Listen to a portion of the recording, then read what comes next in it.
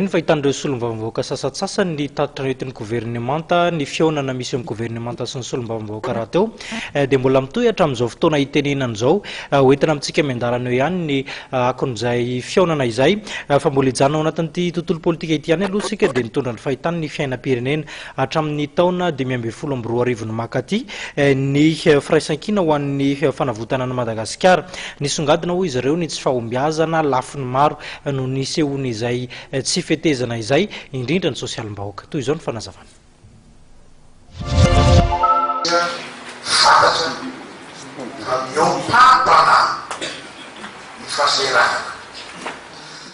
Nanao jeritodika ny zava-bita ny fitondrana na ara-tsosialy na ara-politika na ara-toekarena nandritra ny telo taona ny jorony ny Firaisankina ho Fanavotana ny Madagasikara.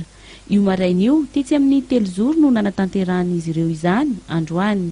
Nanome karatra mena ny fitondrana ireto kambana ireto. Mila fanorenana ifotony fa tsy hoe vita ny fanolona olona ity firenena malagasy ity. Fa betsaka ny fandimby eo fa raha tsy ovantsika le rafitra zay imposé ny mpamatsivola sy ny mpanjanaka io tsy ho avitra ity firenena ity. Voateny nandritra ny tombana nataon'izy ireo ny fiakarany ny vidim-piainana, ny vidin-tsolika, ny saran-dalana, ny saram-pitsabona, ny jirama, ny firongatry ny tsy fandriam-pahalemana na eto an-drenivohitra na any ambanivohitra, teo ihany koa ny fitsarambahhoaka izay nahazo vahana tao ao. Anatanteraka fivoriana etsy amin'ny tranopokon'olona Analakely ny Firaisankina ho Fanavotana ny Madagasikara ny asabotsy ho avy izao.